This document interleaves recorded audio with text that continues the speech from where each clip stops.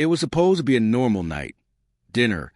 Some stupid movie neither of us really wanted to watch. The kind of night you have when the love is comfortable, familiar. Or so I thought. She laughed at something on her phone. A message. The screen lit up and for a second, just a second, I saw it. His name. A name I didn't recognize, but something in my gut twisted.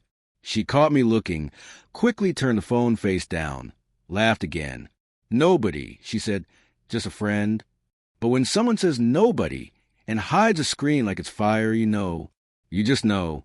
I tried to shake it off, tried to enjoy the evening, tried to pretend I hadn't just seen the beginning of the end. But my mind kept spinning. Her smile felt different. Her touch didn't linger the way it used to. And her eyes, they were always somewhere else. I didn't confront her that night, didn't shout, didn't accuse. I waited, watched, listened, and it didn't take long. She started going to bed later, started locking her phone, started smiling at texts she didn't want me to see. I became a ghost in my own home. And she became a stranger wearing the face of the woman I loved. Then one night I broke. She was in the shower. Her phone buzzed on the nightstand. I wasn't going to check it. I swear I wasn't, but my hand moved on its own, like it knew something my heart wasn't ready to face. I picked it up, and there it was, his name again. Only this time, not just one message.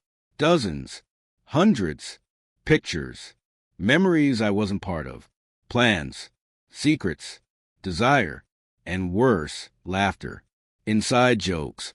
The kind we used to share, the kind that told me this wasn't just a fling. This was something more, something deliberate.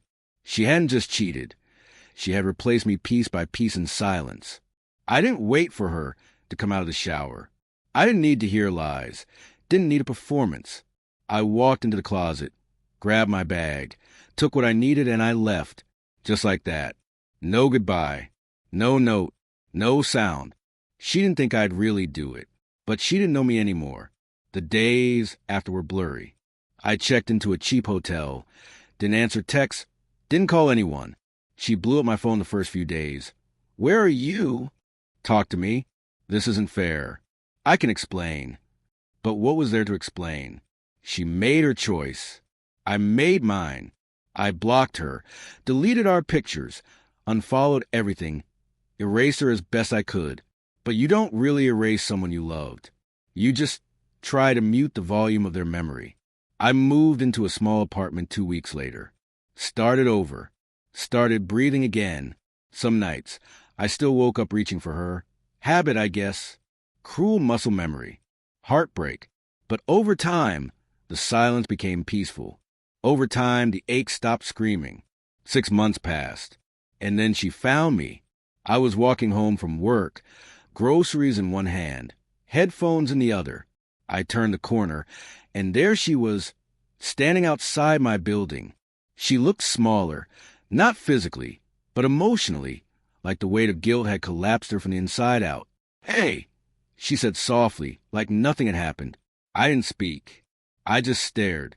"Can we talk?" she asked. I should have walked past her. Should have kept going. But I didn't.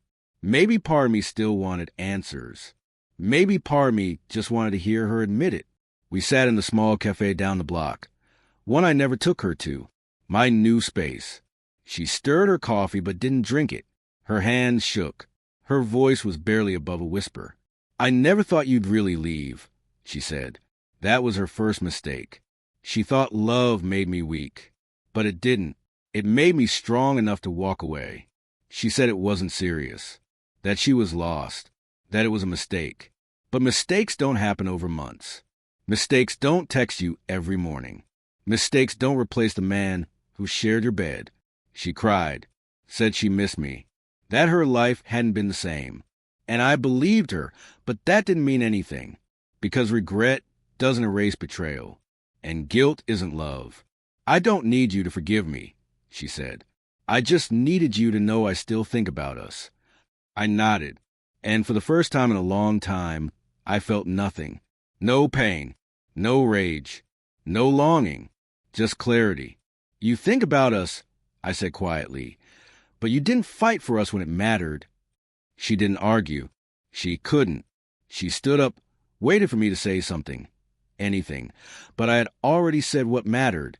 I left her the table, walked back into my life. A life that no longer had room for someone who once thought I'd stay no matter what.